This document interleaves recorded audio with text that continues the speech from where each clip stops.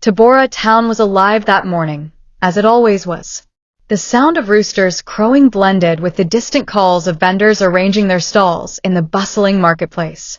The air smelled of fresh chapati frying on coal stoves, mingled with the earthy scent of Dukas soil. In the heart of this town lived Baba Zara and Mama Zara, a couple known as much for their kindness as for the whispered tragedy of their childless home. The two sat side by side in the waiting area of the town's small fertility clinic. Baba Zara adjusted his brown cap nervously, glancing at his wife, who clutched her chiton shawl as though it could shield her from disappointment. Dr. Juma, a soft-spoken but sharp-eyed woman in her 40s, appeared in the doorway. She smiled, beckoning them into her office. Dr. Juma, please come in. I have some news for you both. The couple exchanged a nervous glance before stepping inside. The doctor gestured for them to sit and open the folder in front of her. Dr. Juma, Mama Zara, Baba Zara, congratulations. You're expecting a child. You're already 3 months along. The room fell silent for a moment, as though the very air held its breath. Mama Zara, Dr. Juma, are you sure? Her voice trembled. We've waited so long. How can this be true? Dr. Juma leaned forward, her smile warm. Dr. Juma, the tests don't lie. Your prayers have been answered. Baba Zara let out a laugh that turned into a sob, covering his face with his hands. Mama Zara, too overwhelmed to speak, simply clung to her husband. When they left the clinic, their joy spilled into the streets. Baba Zara bought a basket of mangoes from a vendor and handed them out to strangers. Mama Zara wiped her tears, smiling at everyone they passed. Baba Zara, God has remembered us. We are having a child. The news spread like wildfire, and soon, the entire neighborhood knew. Women came to their home, bringing gifts and offering prayers for a safe delivery. 9 months later, the day arrived. It was a humid night, and the stars glittered above Tabora like scattered diamonds. Inside their modest home, Mama Zara cried out as the midwife coached her through the delivery. Baba Zara paced outside, wringing his hands. Finally, a baby's cry pierced the night. The midwife stepped out, beaming. Midwife, it's a girl. She's healthy and beautiful. Baba Zara rushed inside to find his wife holding their daughter, her face radiant despite the exhaustion. Mama Zara. She's our blessing, Baba Zara. We'll name her Nima. But as the days turned into weeks, the nickname Zara, meaning flower, began to stick. She was the light of their lives, and from the moment she could crawl, they spoiled her endlessly. By the time Zara was 5, she had the household wrapped around her little finger. If she cried, the maids scrambled to find her sweets. If she pouted, Mama Zara would drop everything to comfort her. One afternoon, as the maids were scrubbing the courtyard, Zara ran in, dragging a stick across the wet tiles. Amina, the maid, Zara, be careful, you'll make more work for us. Zara tilted her head, her dark eyes wide with mock innocence.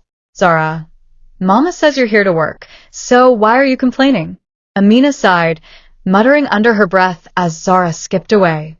The maids often whispered about the child when her parents weren't around. Amina, this girl is going to grow up thinking the world owes her something.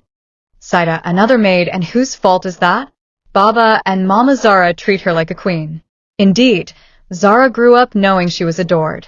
On her 7th birthday, her parents threw a lavish party, inviting the entire neighborhood. Zara wore a gold dress, spinning in circles to make the fabric shimmer. Neighbor, she's a princess, that one. Let's hope she doesn't forget how to be humble. But humility was a foreign concept to Zara. Tabora town was a place where everyone knew everyone, and everyone had an opinion about the people they saw day after day. Zara was no exception. From the moment she learned to walk, she became the center of attention wherever she went. Whether it was the scent of flowers that seemed to follow her wherever she went, or the graceful way she held herself, people couldn't help but admire her. But behind that beauty was an attitude that could cut sharper than any knife. The sun was high in the sky, casting golden beams over the dusty streets of Tabora. Zara stepped out of her family's house, her feet slipping into delicate sandals, her body draped in a bright yellow kitenge that fluttered as she moved. The marketplace was bustling with life.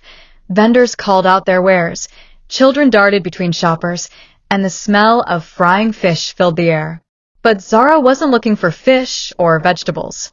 She was looking for attention. Zara, Malem, you've put too much salt on this fish. It's too salty for someone of my taste. Malem, the elderly fishmonger, smiled nervously, his hands shaking as he rearranged his display. Malem, forgive me, Zara. I will fix it right away. Zara waved her hand dismissively, turning to leave without another word. But the nearby women, who had witnessed the exchange, exchanged furtive glances. One of them, Maimuna, leaned over to another. Maimuna, she's beautiful, but so rude. Does she think she's too good for everyone? Saida, she's never worked a day in her life. She's been treated like a queen, but she'll find out soon enough that the world doesn't revolve around her. Zara heard their words, but didn't acknowledge them. She didn't care what anyone thought of her. She was Zara, the daughter of Baba and Mama Zara, and the whole world should know it. As Zara strolled through the marketplace, heads turned. She caught the eye of a few men, their gazes lingering on her as they tried to catch her attention. She knew they were watching. She always knew. There was something about her, her hips, the curve of her waist, the way her smile could light up the whole town, that made men do double takes.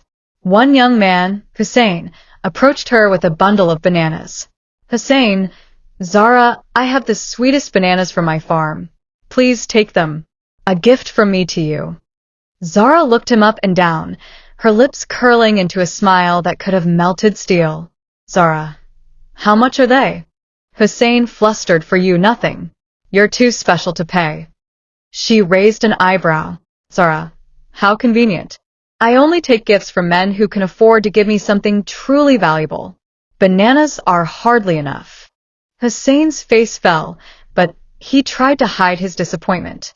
Zara's expression softened for a split second, but she quickly regained her composure. With a flick of her wrist, she took the bananas and walked away, leaving Hussein standing there, speechless. She walked past another vendor, an older woman selling vegetables. This time, Zara slowed her pace and allowed the woman to offer her some cucumbers. Zara, how much for these? Vendor, 3,000 shillings, my daughter. But for you, 2,000. Zara scoffed and shook her head. Zara, 2,000? How rude. Don't you know who I am?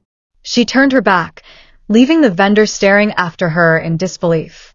Zara knew she was untouchable, a living legend in Tabora, and everyone, rich or poor, had to bow to her.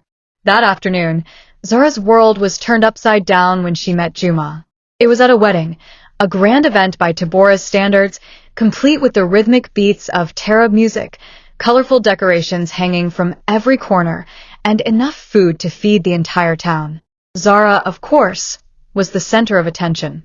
She wore a striking green and gold dress, her dark hair styled perfectly, her makeup immaculate. As she floated across the dance floor, her eyes scanned the crowd. That's when she saw him. Juma stood at the edge of the gathering, watching her with a bemused expression. He was tall, with a broad build that hinted at strength. His face was calm, almost serious, with a set of deep brown eyes that seemed to see straight through her. Zara, used to having men chase after her, couldn't help but be intrigued. She made her way toward him, her hips swaying in a way that she knew would catch his attention. Zara, hello, stranger. I don't think we've met. Juma looked at her without a smile. Juma, no, we haven't. My name is Juma. Zara tossed her hair back, feigning disinterest. Zara, I'm Zara, of course. Everyone knows me, but I'm surprised you haven't heard of me before. I make quite an impression. Juma raised an eyebrow, his lips curving slightly into a smile. Juma, I've heard of you, yes. But there's more to a person than the impression they make, don't you think?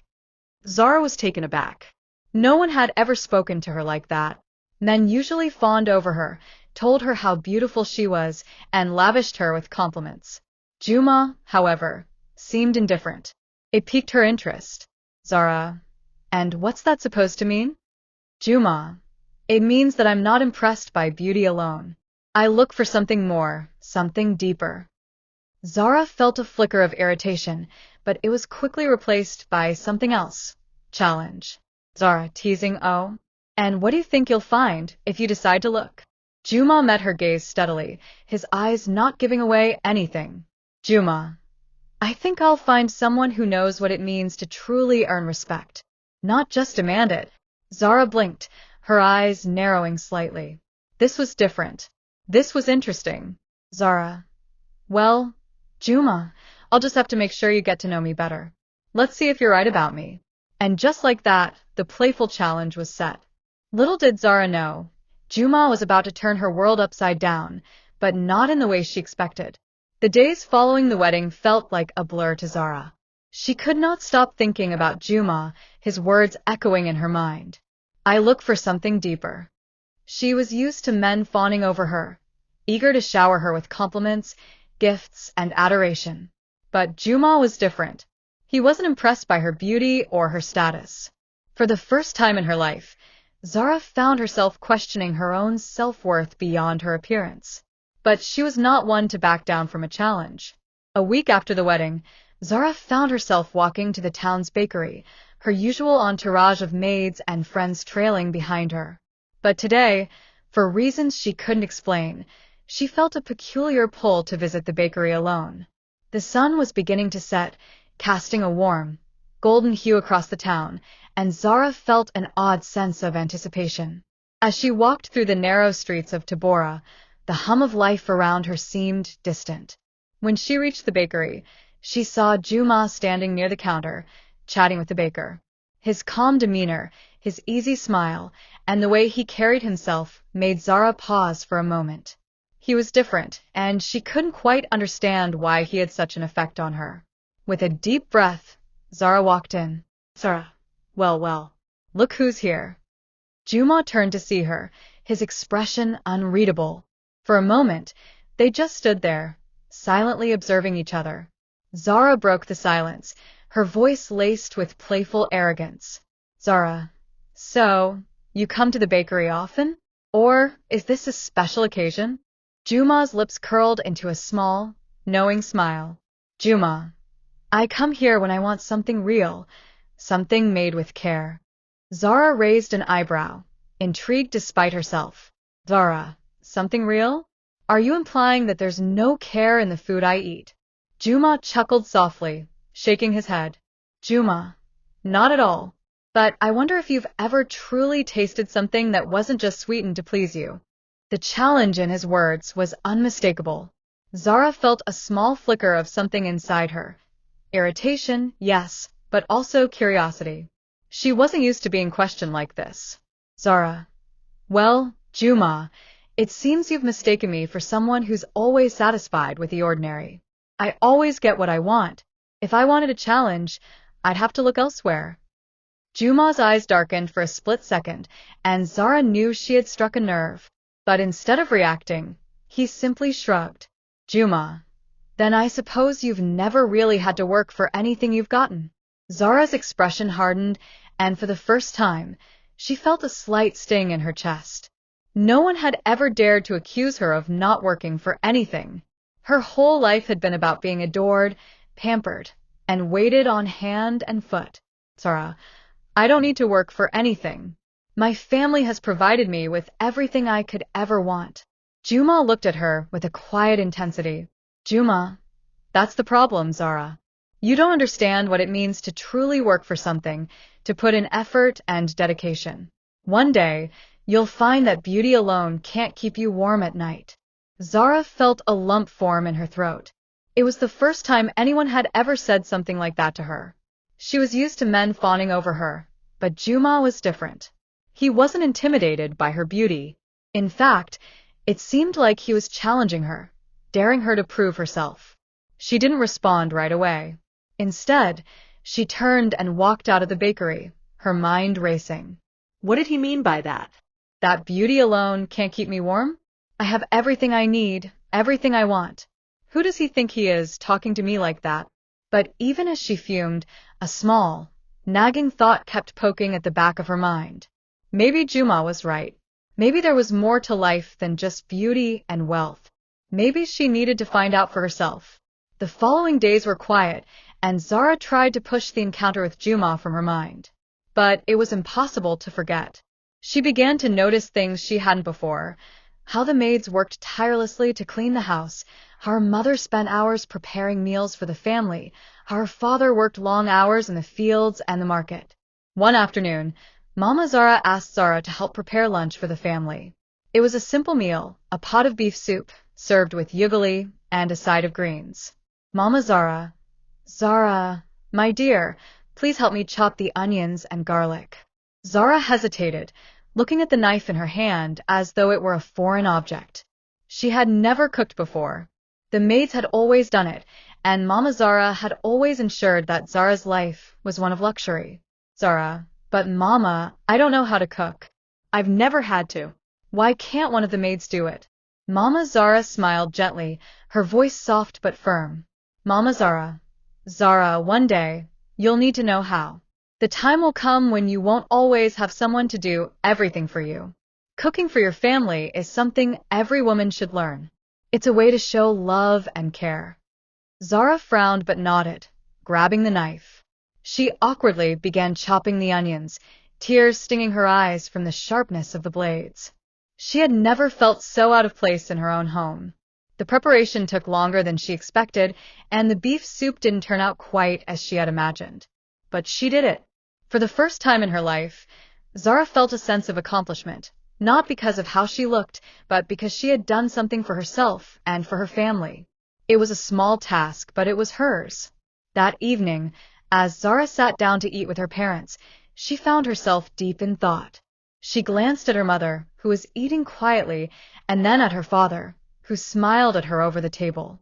They had worked so hard to give her a life of comfort, a life she had taken for granted. But now, she was beginning to understand that there was more to life than beauty and indulgence. The next time she saw Juma, her demeanor was different. Instead of the usual haughty confidence, there was a quiet strength in her eyes. She walked up to him, her voice calmer than before. Zara, Juma, I've been thinking about what you said. About working for something, about earning respect. Juma looked at her, surprised by the sincerity in her voice. Juma, and what have you decided? Zara, I've decided that maybe you're right. Maybe I need to start earning things for myself.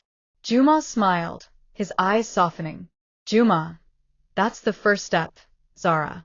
The rest will come when you learn the value of hard work. Zara felt a small sense of pride swelling in her chest. For the first time, she was no longer just the pretty, spoiled girl everyone knew. She was becoming someone who could stand on her own, someone who could prove her worth. The days following Zara's moment of reflection were filled with unexpected tension.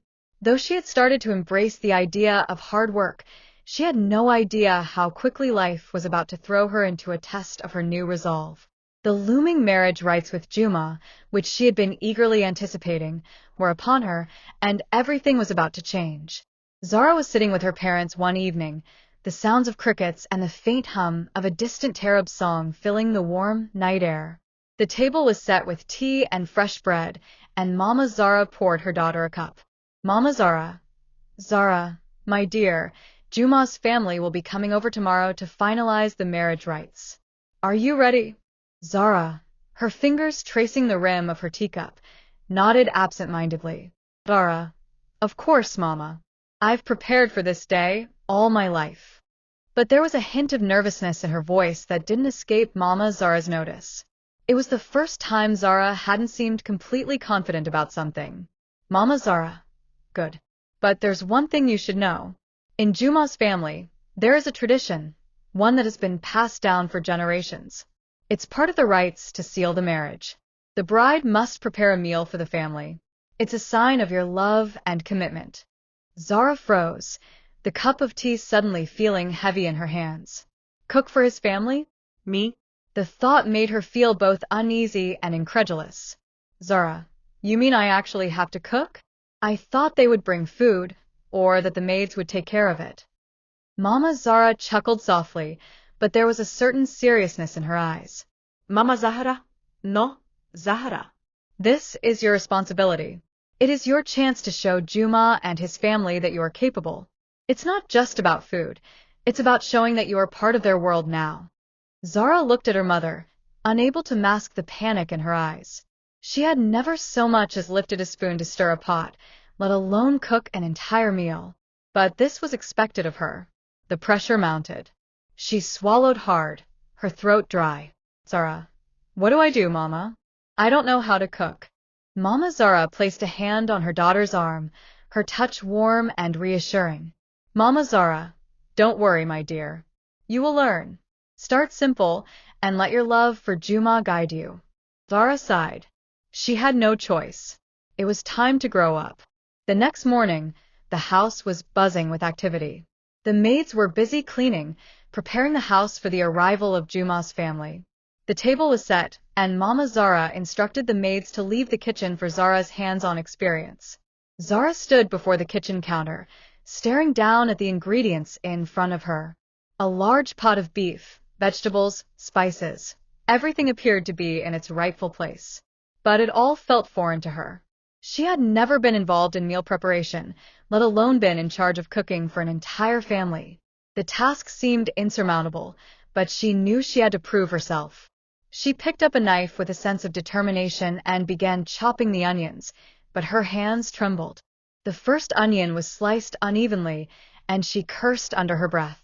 Zara, why is this so hard? Why is everything so wrong? Her frustration grew. She hadn't even started the soup, and already she felt overwhelmed. Mama Zara, sensing her daughter's distress, entered the kitchen with a smile. Mama Zahra, breathe, Zahra. Cooking is an art, not a race. Start slow, and everything will fall into place. But Zara didn't listen. She was too focused on the one thing that made her nervous. How could she prepare a meal worthy of Juma's family when she didn't even know what she was doing? A few minutes later, Zara poured the beef into the pot with the onions, garlic, and spices. Everything smelled vaguely familiar, but she felt a gnawing sense of dread in her gut. As the stew simmered, she began to feel the weight of the situation. What if I mess this up? Her mind raced. Zara, I can't fail. I can't disappoint them. But just as she thought things might be under control, her mind wandered back to her conversation with Juma. His words echoed in her mind. I wonder if you've ever truly tasted something that wasn't just sweetened to please you. She glanced around the kitchen. Her eyes fell on a bottle of Pepsi, her favorite drink, a soft drink in every household. Maybe just a little bit of Pepsi will make it taste sweeter. The thought was quick, almost automatic. She grabbed the bottle of Pepsi and poured a generous amount of the drink into the soup, stirring it in as though it were the most natural thing to do. She tasted it, the sweetness of the Pepsi blending with the savory broth. Zara smiled. It wasn't perfect, but it was passable. At least she thought so.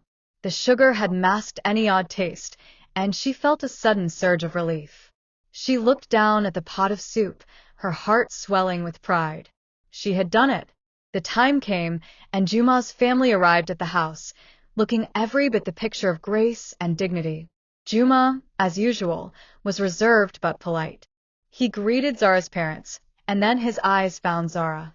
There was a brief, unspoken connection between them, a moment that seemed to carry the weight of their shared history and the uncertainty of their future. The meal was served, and everyone sat down at the table. Zara, in an attempt to impress, took her place at the head of the table, watching intently as the first spoonful was lifted to Juma's father's lips. Juma's father, a tall, dignified man named Baba Ali, took a slow bite, chewing thoughtfully. He put down his spoon, his brow furrowing slightly. He took another bite, then another. But with each passing second, his expression grew more and more puzzled. Baba Ali. This is different. Zara smiled nervously, eager to hear his thoughts. But the smile soon faltered when Juma's younger brother, Farouk, suddenly stood up, his face turning pale. Farouk, I think I need to go to the toilet. His words were followed by the unmistakable sound of chairs scraping as others quickly stood up. Juma's father excused himself, his face a mixture of surprise and discomfort, but it didn't take long before the entire family was rushing out of the room, one by one. Zara stood frozen, her heart sinking. The room felt unbearably quiet. What had gone wrong? Her mother rushed into the room, her face a mix of concern and embarrassment. Mama Zara. Zara, what did you put in the soup? Zara, confused and disoriented, stared down at the bowl in front of her. The moment she realized her mistake, it was like a cold wave crashing over her. She had ruined everything. The laughter from the bathroom was faint, but enough to make Zara's face burn with humiliation. Zara. Oh no. What have I done? Zara sat at the dinner table, her body stiff with embarrassment, her eyes downcast. The sounds of Juma's family, scattered throughout the house, barely reached her ears. Her mind was still trapped in the moment when she had watched the first signs of disaster unfold, the moment when her once perfect world had cracked. She felt humiliated. It wasn't just about the soup. It was the realization that for the first time in her life, she had failed. She had tried so hard to impress Juma's family, but all her efforts had backfired. The sweet taste of sugar in the soup was still on her tongue, mocking her with its failure. How could I have been so foolish? The next few days were tense. Juma's family had, as politely as possible, tried to pretend the incident hadn't happened. But Zara could feel the subtle shift in their demeanor. Juma's father, Baba Ali, had made a passing comment. It was an interesting meal, my daughter-in-law. A unique flavor. That had been his way of telling Zara that her attempt at cooking had been a disaster. She couldn't bring herself to face Juma properly. She had become a joke, a spoiled, pampered girl who couldn't even cook a simple meal. And Juma hadn't said a word to her after that day. He had left with his family, without so much as a glance in her direction. Zara sat on the porch of her family home, staring out at the vast, sweeping fields of Tabora, her mind racing. How had it come to this? Her pride had been her shield, and now it was shattered. Later that afternoon, Mama Zara sat next to her, her presence gentle but firm. She had seen the way Zara had withdrawn into herself, the weight of her failure hanging over her like a dark cloud. Mama Zara, Zara, my dear, I know you are upset, but there is something I need you to understand. Zara turned to look at her mother, her face a mask of frustration. Zara, Mama, I don't understand. I tried so hard. I thought I could prove to them that I was capable, but I messed everything up. They will never take me seriously again. Mama Zara placed a comforting hand on Zara's shoulder, her voice soft but insistent. Mama Zara, sweetheart, cooking is not about perfection. It's about showing love, care, and effort. You made a mistake, yes. But mistakes are how we grow. Juma is not looking for a perfect woman, Zara. He's looking for someone who can learn, who can adapt, who can try. Zara listened, her heart heavy. She had always thought that beauty and charm would be enough, but her mother's words were slowly sinking in. Zara, but Mama, I'm so used to people giving me what I want without effort. I don't know how to work for things. Mama Zara smiled softly, her eyes filled with understanding.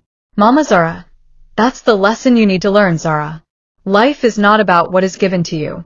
It's about what you are willing to work for. And sometimes, that means admitting when you are wrong and doing what it takes to make it right. Zara nodded slowly, feeling a spark of realization. Her mother was right. She had spent her entire life being handed everything she wanted, and it had made her lazy, complacent.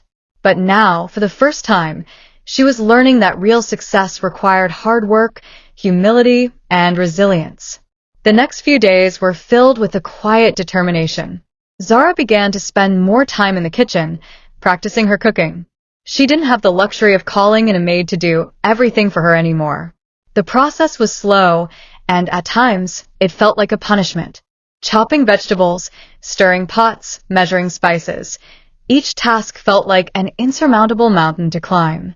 But with each passing day, Zara grew more confident. She learned how to make simple dishes, ugali, beef stew, vegetables, and as she prepared each meal, She thought about her family, about Juma, and about what it meant to truly care. It wasn't just about the food, it was about the effort she put into it. One afternoon, as Zara was chopping onions in the kitchen, she felt a presence behind her. It was Juma. Her heart skipped a beat. She hadn't expected him to come by. Zahra, Juma? Juma nodded, his face unreadable. Juma, I wanted to talk to you. Zara swallowed hard, unsure of what to expect. He had barely spoken to her since the disastrous meal, and now he was here. She wiped her hands on a cloth and turned to face him. Zara, about the soup? Juma's lips curled into a slight smile, but there was a softness in his eyes that made Zara's heart race. Juma, no, not just the soup. About everything. You've changed, Zara. Zara blinked in surprise. Zara, changed? Juma stepped closer, his voice calm and steady. Juma, yes. I can see it in your eyes. The way you're trying. The way you're not just expecting things to be handed to you anymore. I admire that. Zara felt her cheeks flush, a warmth spreading through her chest. For the first time in days, she felt a glimmer of pride. It wasn't about the food, it was about what she was learning about herself. Zara, thank you, Juma. I'm trying. I know I've made mistakes, but I'm trying to be better. Juma smiled at her, his gaze softening. Juma, I can see that. And that's all I wanted to see. You don't have to be perfect, Zara. You just have to be real. Zara felt a weight lift off her shoulders. She wasn't perfect, and that was okay. She was learning, growing, and becoming someone who could be proud of herself. The next week, Zara prepared another meal for Juma's family. This time, she was calm, focused, and determined. She had learned from her past mistakes, and she was no longer afraid to admit that she needed to try again. When Juma and his family arrived, they were greeted by the delicious smell of freshly cooked food. The meal was simple, but there was something about it that felt different. It wasn't perfect, but it was real. As they sat down to eat, Zara watched them carefully. Juma's father took a bite, then another. His eyes flickered with approval, and Zara felt a swell of relief. Baba Ali, this is much better, Zara. You've done well. Zara smiled, a genuine smile that came from deep within her. She had done it. She had faced her fear, learned from her mistakes, and created something meaningful. Later that evening, as Juma and Zara stood alone in the yard, he turned to her with a thoughtful expression. Juma, you've come a long way, Zara. I'm proud of you. Zara felt her heart race, the words she had longed to hear, now echoing in her ears. She had earned his respect, not through her beauty or her wealth, but through her hard work and dedication. Zara, thank you, Juma. I'm just getting started. One evening, as the sun set behind the distant hills of Tabora, Zara and Juma sat on the porch of her family's house. The air was cool, carrying with it the scent of fresh earth and the faint rustle of palm leaves. Juma was happy Zara had made progress. The lessons from the kitchen had not only reshaped her approach to cooking but also to life itself. The quiet mornings, spent alone in the kitchen, chopping vegetables and stirring pots, were now moments of introspection, her own little rituals of growth. She had discovered that cooking wasn't just about feeding people, it was a way of expressing love, patience, and effort. More than that, it was a way of showing herself that she was capable. If you enjoyed this story, please like, share, and subscribe for more stories like this.